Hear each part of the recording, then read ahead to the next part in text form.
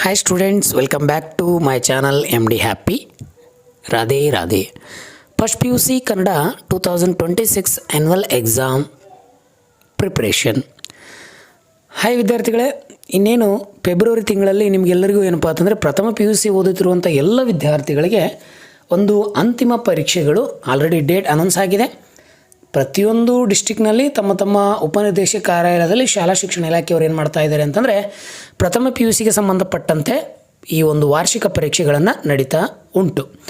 So ಅದರ ಜೊತೆಗೆ ಈ ವಿಡಿಯೋದಲ್ಲಿ ನಿಮಗೆ ನಾನು ಫಸ್ಟ್ PUC ಕನ್ನಡ ವಿಷಯಕ್ಕೆ ಸಂಬಂಧಪಟ್ಟಂತೆ ಅದು ಪಾಸಿಂಗ್ ಮಾರ್ಕ್ಸ್ಗಳಾಗಿರ್ಬೋದು, ಪಾಸಿಂಗ್ ಅಂಕಗಳಾಗಿರ್ಬೋದು, ಜೊತೆಗೆ ಸ್ಕೋರಿಂಗ್ ಇಂಪಾರ್ಟೆಂಟ್ ಮತ್ತು ಫಿಕ್ಸ್ ಕ್ವಶನ್ಗಳಾಗಿರ್ಬೋದು, ಲೆಸನ್ ವೈಸ್ ಕ್ವಶನ್ಗಳನ್ನು ಜೊತೆಗೆ 5, 4, 3 ಅಂಕದ ಫಿಕ್ಸ್ ಕ್ವಶನ್ಗಳನ್ನು ತಂದುಕೊಂಡ್ಬಂದಿನಿ. ಕೇವಲ ಕೆಲವು 7 ದಿನಗಳಲ್ಲಿ ನೀವು ಸ್ಟಡಿ ಮಾಡಿದ್ರೆ 80ಕ್ಕಿಂತ 80 ಅಂಕಗಳನ್ನು ಸುಲಭವಾಗಿ ನೀವೇನಪ್ಪ ಅಂತಂದರೆ ಪಡಿಬೋದು. ಸೊ ವಿದ್ಯಾರ್ಥಿಗಳೇ, ಪ್ರಥಮ PUCಯಲ್ಲಿ ಓದುತ್ತಿರುವಂಥ ವಿದ್ಯಾರ್ಥಿಗಳಿಗೆ ಹೃದಯ ತುಂಬಿ ಹಾರ್ದಿಕವಾಗಿ ನಮ್ಮ ಚಾನಲ್ಗೆ ಸ್ವಾಗತವನ್ನು ಬಯಸ್ತೇನೆ. ಕಮೆಂಟ್ ಮೂಲಕ ನೀವೆಲ್ಲರೂ ನಮ್ಮ ಚಾನಲ್ಗೆ ಜಾಯ್ನ್ ಆಗಿದ್ದರೆ ರಾಧೆ ರಾಧೆ ಅಂತೇಳಿ ಕಮೆಂಟ್ ಮಾಡಿ. ನನಗೆ ಗೊತ್ತಾಗ್ತದೆ ಹೊಸ ವಿದ್ಯಾರ್ಥಿಗಳು ನಮ್ಮ ಚಾನಲ್ಗೆ ಜಾಯ್ನ್ ಆಗ್ತಿದ್ದಾರೆ ಅಂಥೇಳಿ. ಸೊ ನಾನು ನಿಮಗಿಲ್ಲಿ ಒಂದು ಪಾಸಿಂಗನ್ನು ತೆಗೆದುಕೊಂಡು ಬಂದೀನಿ, ಜೊತೆಗೆ ಸ್ಕೋರಿಂಗನ್ನು ಸಹ ತೆಗೆದುಕೊಂಡು ಬಂದೀನಿ. ಇಲ್ಲಿ ಬಹು ಆಯ್ಕೆ ಪ್ರಶ್ನೆಗಳಿದ್ದಾವೆ, ಬಿಟ್ಟ ಸ್ಥಳ ಪ್ರಶ್ನೆಗಳಿದ್ದಾವೆ, ಹೊಂದಿಸಿ ಬರೆ ಪ್ರಶ್ನೆಗಳಿದ್ದಾವೆ, ಭಾಷಾಭ್ಯಾಸ ಇದೆ, ಜೊತೆಗೆ ಪ್ರಬಂಧಗಳಿದ್ದಾವೆ, ಜೊತೆಗೆ ಒಂದು ಪತ್ರವನ್ನು ಸಹ ನೀವು ಬರಿತಾ ಇರ್ತೀರಿ. ವಿಡಿಯೋ ಭಾಳ ಇಂಟ್ರೆಸ್ಟಿಂಗ್ ಆಗಿದೆ. ವಿಡಿಯೋವನ್ನು ಕೊನೆ ತನಕ ನೋಡ್ಕೊತ ಹೋಗಿ. ಕಾಮರ್ಸ್ ವಿದ್ಯಾರ್ಥಿಗಳಾಗಿರ್ಬೋದು, ಆರ್ಟ್ಸ್ ವಿದ್ಯಾರ್ಥಿಗಳಾಗಿರ್ಬೋದು, ಸೈನ್ಸ್ ವಿದ್ಯಾರ್ಥಿಗಳಾಗಿರ್ಬೋದು, ಎಲ್ಲರಿಗೂ ಉಪಯುಕ್ತವಾದಂಥ ಮಾಹಿತಿ ಈ ವಿಡಿಯೋದಲ್ಲಿ ನಾನು ಒದಗಿಸ್ತಾ ಬರ್ತೀನಿ. ಸೊ ಅದಕ್ಕಿಂತ ಒಂದು ಸಣ್ಣ ರಿಕ್ವೆಸ್ಟ್ ಏನಪ್ಪ ಅಂತಂದರೆ, ನಮ್ಮ ಚಾನಲನ್ನು ಇನ್ನೂ ಯಾರು ಸಬ್ಸ್ಕ್ರೈಬ್ ಆಗಿಲ್ಲ, ದಯವಿಟ್ಟು ನಮ್ಮ ಚಾನಲ್ ಸಬ್ಸ್ಕ್ರೈಬ್ ಮಾಡ್ಕೊಳ್ಳಿ ಅಂತ ಹೇಳ್ತೀನಿ. ವಿಡಿಯೋ ಲೈಕ್ ಆದರೆ ಒಂದು ಲೈಕ್ ಕೊಡಿ, ನಿಮ್ಮ ಸ್ನೇಹಿತರಿಗೆ ವಿಡಿಯೋಗಳನ್ನು ಶೇರ್ ಮಾಡಿ ಅಂತ ಹೇಳ್ತೀನಿ. ಭಾಳ ಸಮಯವನ್ನು ತೆಗೆದುಕೊಳ್ಳೋದಿಲ್ಲ, ಬನ್ನಿ ನೇರವಾಗಿ ನಾನು ವಿಡಿಯೋದ ಕಡೆ ಕರ್ಕೊಂಡು ಹೋಗ್ತೀನಿ. ಭಾಳ ಇಂಪಾರ್ಟೆಂಟ್ ಕ್ವಶನ್ ಆಗಿರೋದ್ರಿಂದ ಸ್ವಲ್ಪ ನೀವು ಒಂದು ಪೆನ್ನು ಅಥವಾ ಪೆನ್ಸಿಲನ್ನು ತೊಗೊಂಡು ಬರ್ಕೊಳ್ಳಿ, ಭಾಳ ಇಂಪಾರ್ಟೆಂಟ್ ಆಗ್ತದೆ ಅಂತ ಹೇಳ್ತೀನಿ. ಸೊ ಬನ್ನಿ, ಮೊದಲನೇದು ನಿಮಗೆ ಅವಿಭಾಗ ಅಂತ ಬರ್ತದೆ. ಆ ವಿಭಾಗದಲ್ಲಿ ನಿಮಗೆ ಬಹು ಆಯ್ಕೆ ಪ್ರಶ್ನೆಗಳಿರ್ತವೆ. ಸರ್ ಒಟ್ಟು ನಿಮಗೆ 10 ಬಹು ಆಯ್ಕೆ ಪ್ರಶ್ನೆಗಳನ್ನು ಇಲ್ಲಿ ಕೊಡ್ತಾರೆ. ಸೊ ನಾನಿಲ್ಲಿ ಬಹು ಆಯ್ಕೆಗಳನ್ನು ತೆಗೆದುಕೊಂಡು ಬಂದಿದ್ದೀನಿ. ಈ ರೀತಿಯ ಪ್ರಶ್ನೆಗಳು ಬರ್ತವೆ. ಇದರಿಂದ ಬಂದಿರುವಂಥ ಕೆಲವು ಪ್ರಶ್ನೆ ಫಿಕ್ಸ್ ಆಗಿ ಬಂದವೆ. ಯಾವ ಫಿಕ್ಸ್ ಆಗಿವೆ ಅಂತ ಹೇಳ್ಕೊತ ಹೋಗ್ತೀನಿ ನೋಡಿ. ಇಲ್ಲಿ ಕೆಳಗಿನ ಪ್ರಶ್ನೆಗಳಿಗೆ ನೀಡಿರುವ ಉತ್ತರಗಳಲ್ಲಿ ಸರಿಯಾದುದನ್ನು ಆರಿಸಿ ಬರೆಯಿರಿ ಅಂತ ಕೊಟ್ಟಿದ್ದಾರೆ. ಕಟ್ಟಿಕೊಂಡ ಗಂಡನನ್ನು ಹೊಟ್ಟೆಯ ಮಗುವಿನಂತೆ ಸಾಕಿ ಹೊಲಿಗೆ ಯಂತ್ರದ ಕೂಡ 1/4 ಶತಮಾನ ಕಳೆದ ನನ್ನ ಅಮ್ಮಿಗೆ ನಮಾಜ್ ಎಂದರೆ ಜುಮ್ಮಾ. ಈ ಪದದಲ್ಲಿ ಅಮ್ಮಿ ಹೊಲಿಗೆ ಯಂತ್ರದ ಜೊತೆ ಕಳೆದ ವರ್ಷ ಎಷ್ಟು ಅಂತ ಕ್ವಶನ್ ಕೇಳಿದ್ದಾರೆ. ಸೊ ಉತ್ತರ ನಿಮಗೆಲ್ಲ ಗೊತ್ತಿದೆ. ಎ ಆಯ್ಕೆ 25 ಅಂತ ಹೇಳ್ತೀನಿ. ಬೊಗಸೆಯಲ್ಲಿ ಯಾರನ್ನು ಬಂಧಿಸಲು ಕವಿ ಬಯಸಿದ್ದಾನೆ ಅಂದರೆ ಚಂದ್ರನನ್ನು ಬಂಧಿಸಲು ಬಯಸಿದ್ದಾನೆ. ಹಲಸಿನ ಮರ ಮಾರಿದ್ದರಿಂದ ಕರಿಸಿದ್ದ ಗೌಡನಿಗೆ ಬಂದ ಹಣ ಎಷ್ಟು ಅಂಥೇಳಿ ಕ್ವಶನನ್ನು ಕೇಳಿದ್ದಾರೆ. ಭಾಳ ಸರಿ ಕೇಳಿದ್ದಾರೆ. ಇದು ನಿಮಗೆ ಇಂಪಾರ್ಟೆಂಟ್ ಆಗಿ ಬರುವಂಥದ್ದು. 250 ರೂಪಾಯಿಗಳು ಅವನಿಗೆ ಸಿಕ್ಕಂಥ ಹಣ ಅಂತ ಹೇಳ್ತೀವಿ. ಇಲ್ಲಿ ಒಂದು ರೀತಿಯಾದಂಥ ಪೂರ್ಣ ವಿಭಾಗದಲ್ಲಿ ವಾಕ್ಯದ ರೂಪದಲ್ಲಿ ಪ್ರಶ್ನೆಯನ್ನು ಕೇಳ್ತಾರೆ.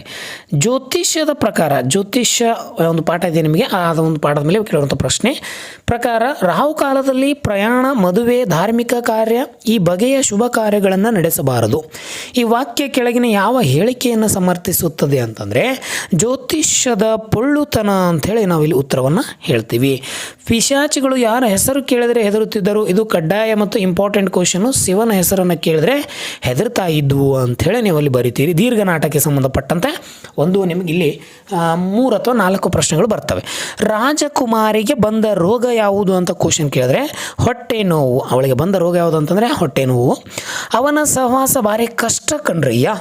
ಯಾವ ಪಟ್ಟು ಹಾಕಿದರೂ ನುಣುಚಿಕೊಳ್ಳುತ್ತಾನೆ. ನಾನು ಚಾಪೆಯ ಕೆಳಗೆ ನುಗ್ಗಿದರೆ ಅವನು ರಂಗೋಲಿಯ ಕೆಳಗೆ ನುಸುಳುತ್ತಾನೆ. ಅಪ್ಪ ಅಂದರೆ ನಿಮ್ಮಪ್ಪ ಅಂತಾನೆ. ಈ ವಾಕ್ಯದಲ್ಲಿ ನಿಮ್ಮಪ್ಪ ಅನ್ನುವ ವ್ಯಕ್ತಿ ಯಾರು ಅಂತಂದರೆ ಬೋಳೆ ಶಂಕರ ಅಂತ ಹೇಳ್ತೀನಿ.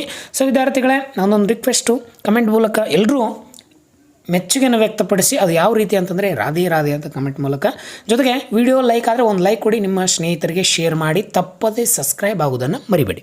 ಸೊ 8ನೇ ಪ್ರಶ್ನೆ, ಕ್ಷಾತ್ರವಧೆ ಮಾಡಿದವನು ಇವನು ಅಂತಂದರೆ ಅದು ಜಮದಗ್ನಿ ಅಂತ ಹೇಳ್ತೀವಿ.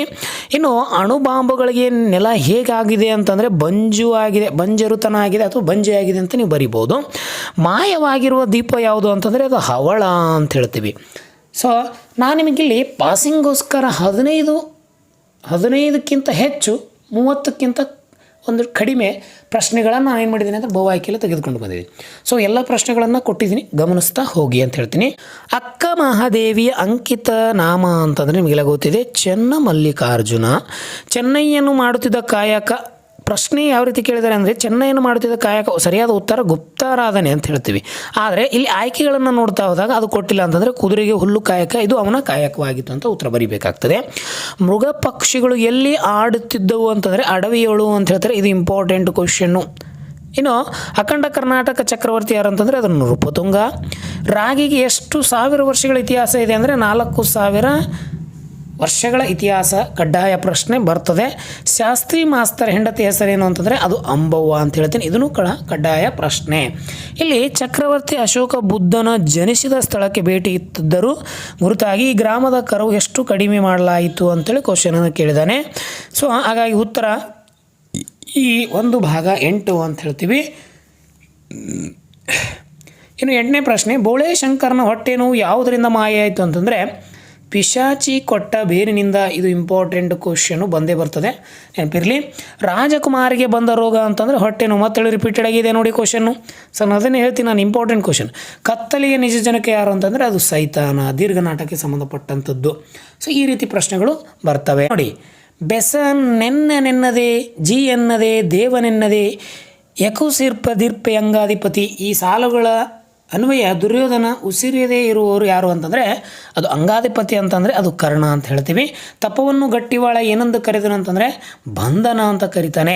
ಕೈಲಾಸದಲ್ಲಿ ಚೆನ್ನೈನಿಗೆ ಯಾವ ಪದವಿ ಲಭಿಸಿತು ಅಂದರೆ ಗಣ ಪದವಿ ಲಭಿಸಿತು. ಮಹಾದೇವ ಯಾರ ಮಕ್ಕಳು ದತ್ತವಾಗಿ ಪಡೆದನು? ಸಂಕಮ್ಮನ ಮಕ್ಕಳನ್ನು ದತ್ತವಾಗಿ ಪಡೆದನು. ಕರಳು ಬಳ್ಳಿಗೆ ತೊಡೆದ ಹುಳು ಯಾವುದು ಅಂತಂದರೆ ನಿಮಗಿರಲಿ ಕ್ಯಾನ್ಸರ್ ಅಂತ ಹೇಳ್ತೀವಿ. ವೈದ್ಯಾಧಿಕಾರಿ ಇಲ್ಲಿಯವರೆಗೆ ಯಾವ ರೀತಿಯ ನ್ಯಾಯವನ್ನು ಕಂಡಿರಲಿಲ್ಲ, ಕಾಕತಾಳೀಯ ನ್ಯಾಯವನ್ನು ಕಂಡಿರಲಿಲ್ಲ. ಇನ್ನು ಕೆಟ್ಟು ಹೋದ ಗಡಿಯಾರ ಯಾರ ಕೂಡ ದಿನದಲ್ಲಿ 2 ಸಾರಿ ಸರಿಯಾದ ವೇಳೆಯನ್ನು ಸೂಚಿಸುತ್ತದೆ. ಈ ಮಾತು ಕೆಳಗಿನ ಯಾವ ಹೇಳಿಕೆಯನ್ನು ಸಮರ್ಥಿಸುತ್ತದೆ ಅಂತಂದರೆ ಜ್ಯೋತಿಷ್ಯದ ಅನಿಶ್ಚಿತೆಯನ್ನು ಸೂಚಿಸುತ್ತದೆ. ನೀವು ಕ್ವಶನ್ಗಳನ್ನು ನೋಡ್ತಾ ಹೋದಾಗ ಪದ್ಯದ ಮೇಲೆ, ಗದ್ಯದ ಮೇಲೆ ಮತ್ತು ದೀರ್ಘ ನಾಟಕದ ಮೇಲೆ ಪ್ರಶ್ನೆಗಳನ್ನು ಕೇಳಿದ್ದಾರೆ. ಈ ಪ್ರಶ್ನೆಗಳನ್ನು ನಾನು ಸುಮಾರು 4 ವರ್ಷದ ಪ್ರಶ್ನೆ ಪತ್ರಿಕೆಗಳನ್ನು ತೆಗೆದುಕೊಂಡು ಜೊತೆಗೆ ನಿಮಗೆ ಇಂಪಾರ್ಟೆಂಟ್ ಆಗಿರೋದನ್ನು ತೆಗೆದುಕೊಂಡು ಬಂದೀನಿ. ಇವು ಫಿಕ್ಸ್ ಆಗಿ ಬರ್ತವೆ, ಗಮನಿಸ್ತಾ ಹೋಗಿ. ಇದು ಸ್ಕೋರಿಂಗ್ ಸಂಬಂಧಪಟ್ಟಂತೆ ಮತ್ತು ಪಾಸಿಂಗ್ ಸಂಬಂಧಪಟ್ಟಂತೆ. ಪಿಶಾಚಿಗಳು ಯಾರ ಹೆಸರು ಕೇಳಿದರೆ ರಿಪೀಟೆಡ್ ಆಗಿದೆ, ಶಿವನ ಹೆಸರನ್ನು. ಬೋಳೆ ಶಂಕರಿಂದ ಬೇರು ಕಿತ್ತುಕೊಳ್ಳೋ ಪಿಶಾಚಿ ಯಾವ ವೇಷದಲ್ಲಿ ಬರುತ್ತದೆ? ಮುದುಕಿ ವೇಷದಲ್ಲಿ ಬರ್ತದೆ. ಇನ್ನು 10ನೇ ಪ್ರಶ್ನೆ ನೀವೆಲ್ಲ ನೋಡ್ತೀರಿ, ತಲೆಯಿಂದ ಕೆಲಸ ಮಾಡಿದರೆ ನೀವೇ ನೋಡಿದಿರಲ್ಲ ತಲೆ ಸಿಡಿಯುತ್ತದೆ. ಆದ್ದರಿಂದ ನಾವು ಮೊದಲಿನ ಹಾಗೆ ಕೈ ಮತ್ತು ಬೆನ್ನುಗಳಿಂದ ಕೆಲಸ ಮಾಡೋದೇ ವಾಸಿ. ಬೋಳೆ ಶಂಕರನ ಈ ಮಾತುಗಳು ಕೆಳಗಿನ ಯಾವ ಹೇಳಿಕೆಯನ್ನು ಸಮರ್ಥಿಸುತ್ತದೆ? ತಲೆಯಿಂದ ಕೆಲಸ ಮಾಡಿದರೆ ತಲೆ ಸಿಡಿಯುತ್ತದೆ, ಕೈಗಳಿಂದ ಕೆಲಸ ಮಾಡಿದರೆ ಕೈ ನಾಶವಾಗುತ್ತದೆ, ಶ್ರಮ ಸಂಸ್ಕೃತಿಯನ್ನು ನಿರಾಕರಿಸಲಾಗಿದೆ. ಉತ್ತರ ಶ್ರಮ ಸಂಸ್ಕೃತಿಯನ್ನು ಬೆಂಬಲಿಸುತ್ತದೆ. ಒಟ್ಟು ನಿಮಗೆ ಇಲ್ಲಿ 30 ಪ್ರಶ್ನೆಗಳನ್ನು ಬಹು ಆಯ್ಕೆಯಲ್ಲಿ ತೆಗೆದುಕೊಂಡು ಬಂದೀನಿ. 30ರಲ್ಲಿ ಮಿನಿಮಮ್ 10 ಪ್ರಶ್ನೆಗಳು ಕಡ್ಡಾಯವಾಗಿ ನಿಮ್ಗೆ ಬಂದೇ ಬರ್ತದೆ. ಇದನ್ನು ಪ್ರಿಪೇರ್ ಮಾಡಿ ಅಂತ ಹೇಳ್ತೀನಿ. ನೇರವಾಗಿ ನಾನು ಬಿಟ್ಟ ಸ್ಥಳಕ್ಕೆ ಕರ್ಕೊಂಡು ಹೋಗ್ತೀನಿ. ಇಲ್ಲಿ ನಿಮಗೆಲ್ಲ ಉತ್ತರಗಳನ್ನು ಕೊಡ್ತಾರೆ, ಆ ಉತ್ತರಗಳನ್ನು ಗಮನಿಸಿ ಉತ್ತರಗಳನ್ನು ಕೊಟ್ಟದ್ದು ಬಿಟ್ಟ ಸ್ಥಳದಲ್ಲಿ ಬರೀರಿ ಅಂತ ಹೇಳ್ತೀನಿ.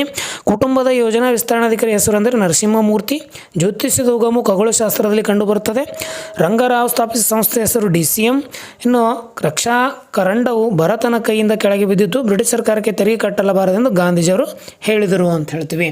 ಒಟ್ಟು ನಿಮಗೆ ಭಾರತೀಯರು ಅಂಬವ್ವ, ಕಲ್ಲಿನ ಅಪಚಾರಿತ, ಕುದ್ಮಲ್ ರಂಗರಾವ್, ನಿಂಬವ್ವ ಅಂಥೇಳಿ. ರಕ್ಷಾ ಕರಟನ್ನು ಮಾರಿ ಚಕರು ಕಟ್ಟಿದ್ದು ಅಪರಾಜಿತ ಬಳ್ಳಿಯಲ್ಲಿಂದ. 1852 ದಂಗೆಯಲ್ಲಿ 1 ಲಕ್ಷವರೆಗೆ ಏನಪ್ಪ ಅಂತಂದರೆ ಭಾರತೀಯರು ಕೊಲ್ಲಲ್ಪಟ್ಟಿತ್ತು ಅಂತ ಹೇಳ್ತಾರೆ. ನರಿ ಕಲ್ಲಿನ ಹೊಡೆತಕ್ಕೆ ಪ್ರಾಣ ಬಿಟ್ಟಿತ್ತು. ಶಾಸ್ತ್ರಿ ಮಾಸ್ತರ್ ಹೆಂಡತಿ ಹೆಸರು ಅಂಬವ್ವ ಅಂಥೇಳಿ ಬಹು ಆಯ್ಕೆಯಲ್ಲಿ ಕೇಳಿದರೆ ಇದನ್ನು ಬಿಟ್ಟ ಸ್ಥಳದಲ್ಲಿ ಬಂದಿದೆ ನೋಡಿ. ಬಡವರ ವಕೀಲರೆಂದು ಪ್ರಸಿದ್ಧರು ಕುದ್ಮಲ್ ರಂಗರಾವ್ ಅಂತ ಹೇಳ್ತೀವಿ. ನೀರಿಗಾಗಿ ಕರಿಯ ಬಾಣಿ ತರೀತಿತ್ತು. ಇಲ್ಲಿ ರಂಗರಾವ್ ಕೈಗಾರಿಕಾ ತರಬೇತಿ ಶಾಲೆಯನ್ನು ಶೆಡ್ಡಿಗುಡ್ಡೆಯಲ್ಲಿ ಸ್ಥಾಪಿಸಿದರು.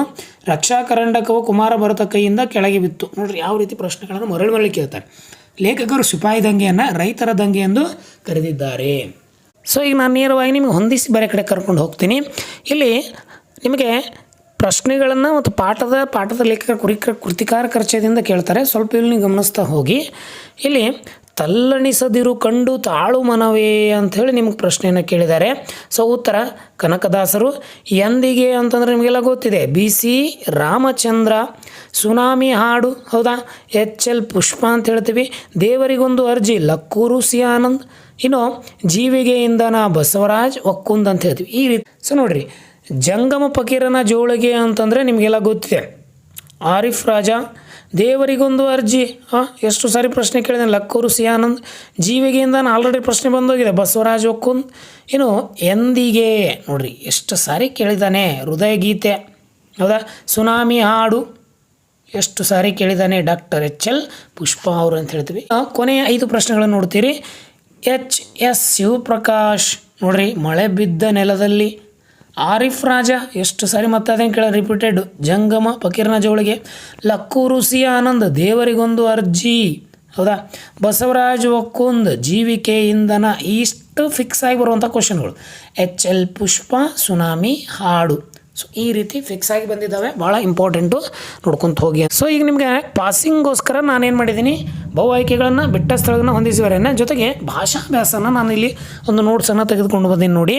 ಇಲ್ಲಿ ಏನು ಕೇಳಿದ್ದಾರೆ, ಪದಗಳ ಅರ್ಥವನ್ನು ಬರೆಯಿರಿ ಅಂತ ಕೊಟ್ಟಾರೆ. ನಾನು ಇಲ್ಲಿ ನೇರವಾಗಿ ಪ್ರಶ್ನೆಗಳನ್ನ ಇಟ್ಟು ತಂದಿದ್ದೀನಿ, ನೀವು ಅದನ್ನು ಪರ್ಸ್ನಲಾಗಿ ನೀವು ಬಿಡಿಸ್ಕೊಳ್ಳಿ ಅಂತ ಹೇಳ್ತೀನಿ.